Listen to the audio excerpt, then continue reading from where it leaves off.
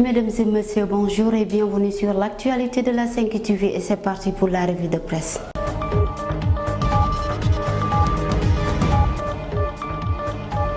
Et nous débutons avec le journal Observateur qui affiche à sa une du jour justice affaire opposant du patron de l'ISEC à la chanteuse Dieyna. Le directeur de l'Institut supérieur de l'entrepreneuriat et de gestion, Mamadou Diop, a été couvert de honte par une présumée affaire de mœurs qui a été mise aux prises avec la jeune chanteuse Dieyna. Le patron de l'ISEC est bruyamment tombé dans le sens de ses strates. Il fera face aux juges ce mardi et sera déféré au parquet pour détournement de mineurs.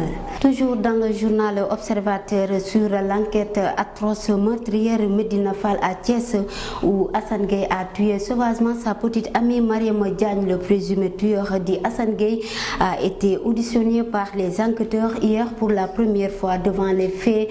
Le coupable reconnaît ses faits et dit avoir rempli son compte devant la police. Le journal Les Échos s'intéresse ce matin sur la baisse de 30% du prix du coût de l'électricité.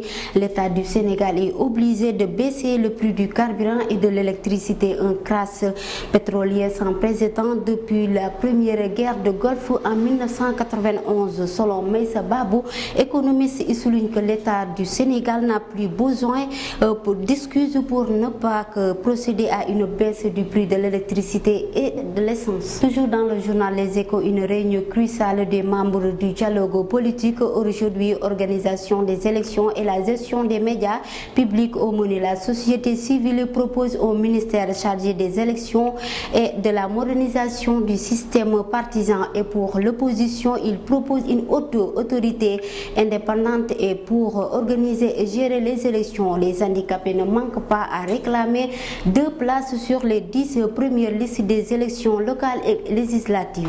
Le journal Libération revient ce matin sur le patron de l'ISEC et la jeune chanteuse mineure Dieyna Balde déférée ce mardi au parquet pour incitation à la débauche et de détournement de mineurs suivi de grossesse. Dans le déroulement des enquêtes accablant, Mamadou Diop prétend avoir perdu et jeté un de ses appareils qui envoyait des SMS WhatsApp avec la fille qui l'accuse de l'avoir engrossé. Selon les informations du journal, sa garde à vue sera levée aujourd'hui pour les besoins de sa conduite devant le procureur de la République. Le journal Enquête affiche à sa une du jour les impacts économiques du coronavirus. Le journal nous révèle que des trous noirs à l'horizon.